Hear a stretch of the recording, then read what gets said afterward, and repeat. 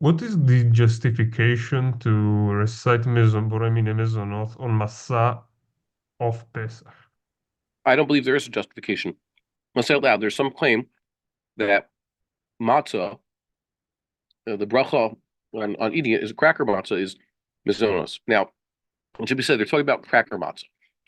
Until the modern era, no one had a havamina that matzah was anything but hamotzi. Why? Because just bread, unleavened. The difference between regular bread and matzah is this has risen, this has not before it got baked. Some people looked at cracker matzah, which is a relatively new invention. Cracker matzah owns its popularity to a number of factors from the 1800s. The first is Hasidim, who became a little bit OCD about the potential for chametz happening.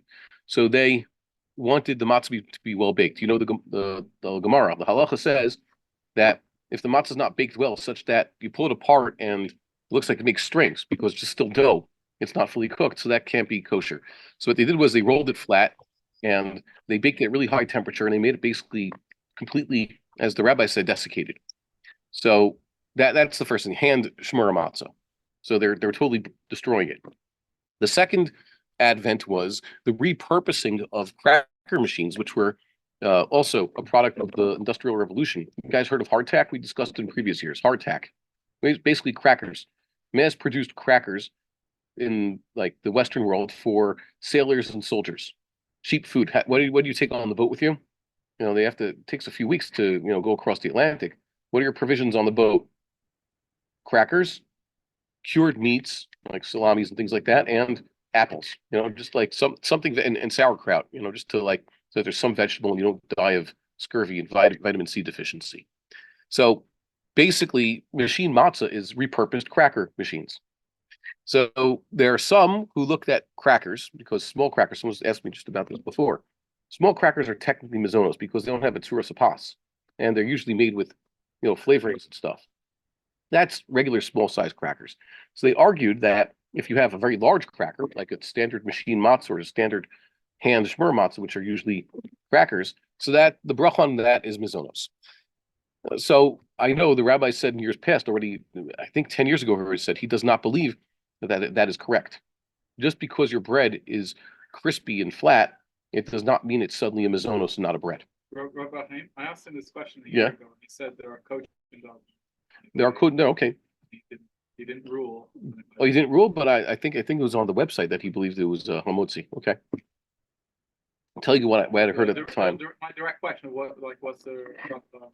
And now I'll say something I just said a few minutes ago before Mariv, which is the line between has haba b'kisani, upon which the bracha is mezonos, and ordinary bread, just standard pas, is a very fine line.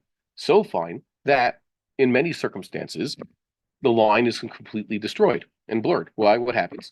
If you make a meal out of your pas haba b'kisnin, suddenly it becomes bread. You have to wash your hands before eating it. And the bracha is hamotzi, and you say birkas hamazon after eating it. What makes it that? Oh, kviyas suda. Nowadays, they say kviyas suda is a certain shiur. And that's usually said by the same people who like to use gigantic olives and then translate that to mass instead of volume for some reason.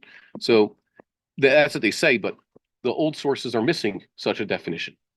I believe within, let's say, the Rambam, that kviyas suda is a subjective thing. On a weekday, kaviyas suda would be, do you make your meal out of it? If you're eating a bunch of cupcakes for breakfast, like I knew a guy back in yeshiva would do, so that's unhealthy, but it's still the brachas mizonos. These cookies are large. Someone would say, if I eat two of these cookies, oh, now it's kaviyas suda. I'm not making kaviyas suda. I'm snacking on this.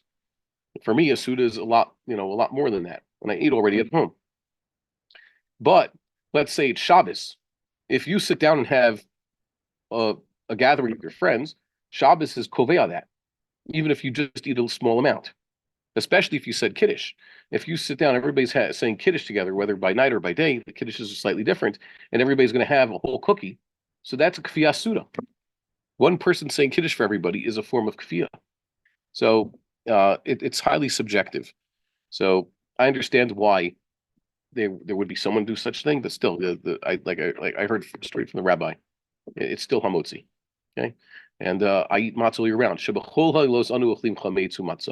Remember, the chiddush of Pesach is we don't eat bread on Pesach. Matzah is something you eat all the time. The matzah you eat on Passover is supposed to be the matzah you eat all year round. And that's why the Rambam says the sages instituted a prohibition of eating matzah on Erev Pesach. What's the reason for it? Because if you would eat matzah even the day before Passover, like you continue doing all year round, there's not going to be anything special about eating the matzah at night. Because last night you ate matzah, and this morning you ate matzah. So at least the day before Passover, you should stop eating some matzah. These cookies, do they have any water in them? They're matzah. This is a matzah shiro. Well, it's a matzah shiro. According to the Rambam, there's actually 3 types, like we discussed also before Pesach. Everybody looks at the matzah, they say if it's made with water, it's lechemoni. If it's made with juices and oils and eggs, it's matzah shiro. And the Rambam has higher standards. Yes, using most oils, waters, and oils, juices, and eggs makes it not leavened, but it's not a matzah shiro until you add things like wine, honey, oil, olive oil, and milk. Okay, so it makes it really rich.